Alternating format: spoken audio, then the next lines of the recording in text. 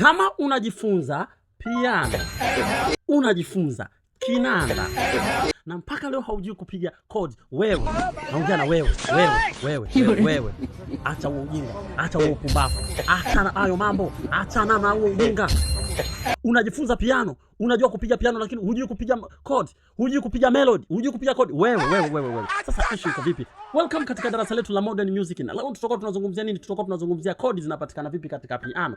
Iko hivi, kinanda kimewekwa na sheria zake. Milio, hii ni milio, imewekwa kwa sheria zake, ziko nota humu ndani. Tunachozungumzia nini? Tushazungumzia kwamba unapokuwa unajifunza kupiga kinanda, alafu wewe hujui kupiga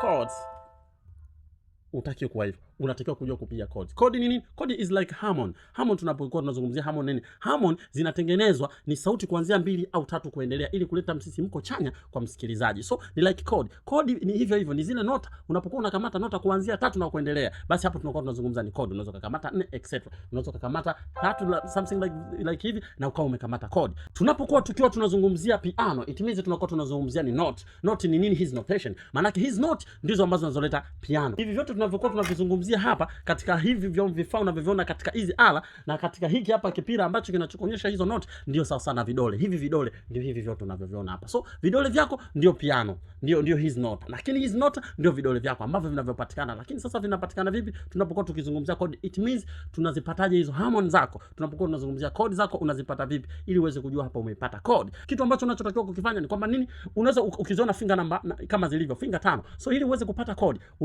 unachotakiwa kutoa, weka finger namba 1 kwenye note ya kwanza, finger namba 2 itoe, finger namba 3 weke kwenye note inayofuata ambayo note ya 3, finger namba 4 itoe, alafu finger namba 5 iache kwenye note ya 5. Hapa unakuwa umepata chord. Ni rahisi sana. So jinsi ya kupata chord ni finger zako unaziweka kama hivi. Ukiwa unapiga kwenye 3, ukiwa unapiga chord note 3, yani kwenye chord ya kawaida kabisa kwa mtu ambaye unajifunza, unaanza kupiga 3, maana yake unatumia vidole hivi. Kitu ambacho unachotakiwa kukifanya, chord nimekwambia unazipata katika mfumo wa 3. Unapokuwa unaangalia piano kama jinsi ilivyo piano, hapa ndio unaweza kupata chord. So unazipataje? Nipigie hapa.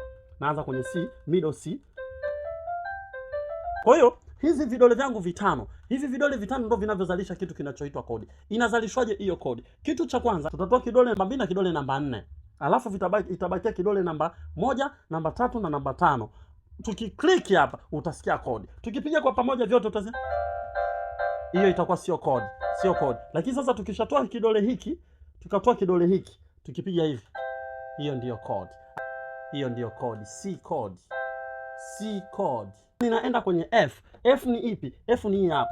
Unajua kutafuta mzunguko wake, kwa maana yake ninazungumzia F major. Maana yake F ni hii hapa. Kitu kinachotakiwa kukifanya, napanga vidole vyangu kama vile vilivyo. F hii hapa unaiona, F G, ambapo F ina F, ina G, ina A, ina A, alafu ina sharp, ina A sharp, alafu ina C, ina D, ina E, ina F. Half note. Sawa. Kwa hiyo unachofanywa, tunaweka vidole vyetu vile kidole namba 1, namba 2, namba 3, namba 4, namba 5. So hili niweze kupata chord hapa. Ili uweze kupata chord hapa, unachotakiwa kukifanya ni nini na nini? Unachotakiwa kukifanya, hivi vidole kama jinsi ulivyovipanga, kidole namba 1, kidole namba 2 kipo kwenye G, namba 3 kwenye A, namba 4 kwenye A sharp na namba 5 kwenye C. Kwa hiyo vidole tunavyovitoa, tuna kidole namba 2, kidole namba 4, afu namba 5 na namba 3 na namba 1 vinabaki ili tuweze kupata chord. Kwa hiyo ukipiga hapa, hiyo ndiyo chord. Unaona? Ambapo tumekamata F, tumekamata A na C, tuipate F chord. Hii ndiyo chord. Lakini vikiwa vyote kwa pamoja haviwezi kuwa chord. Unasikia? Lakini tukienda kwenye G, tuangalie chord ya G. Chord ya G inapatikana vipi? Tukija kwenye G, hii hapa ndio G. This is G. Tuitafute G. G ni vile vidole tunavipanga vile vidole vyetu ili tuweze kupata chord. Huu ni mwanzo ninavyokufundisha. Kwa hiyo tunaweka vile. Umeona?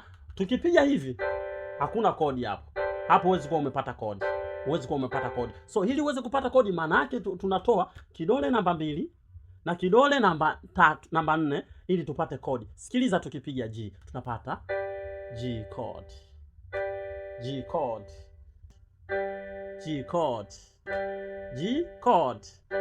chord. Kwa nini? Tumepata kuna G kwenye chord ya G, kuna C, kuna B na kuna D. Kwa kutumia vitatu, maana yake unatoa hivi viwili ili uweze kupata chord. Hapa kumbuka niko nazungumzia kodi. Sizungumzii mzunguko wa G meja. Hapa niko nazungumzia chords. Kumbuka hapa nimekuonyesha chords. Hapa nimekuzungumzia chord. Yaani unapata vipi chord? Unazitengenezaje kodi? Kwamba ukishaanza kodi. Hapa sijazungumzia mzunguko. Tulikuwa tunazungumzia kodi. Na nimekupa kwa uchache. Unatumia vidole vyako 1 2 3 4 5. Kidole kinachotumika ni kidole number 1, kidole number 2 unakitoa. Kidole number 3, number 3, number 4 tunakitoa na number 5 kinabakia kwenye note. That's why tunakwambia zinashikwa hivi. Unaona hata nilipozitoa huku nikizipeleka kwenye chochote hapa, utaona zinakubali. Unaona? Kama ipo kwenye key. Unaona? Unaona? Unaona? Hizo zote chords. Hapa nipo kwenye A, D. Kwa hiyo hizi vidole vyako vitatu ndivyo vinavyozalisha kodi. So see you next time. Tuangalie somo linalokuja, nikuonyeshe mzunguko wake unakwendaje. Mzunguko unapatikana vipi katika upigaji wa piano. Huwezi kuwa unajua kinanda au huwezi kuwa unajifunza piano alafu usijue kodi. Relax. So see you.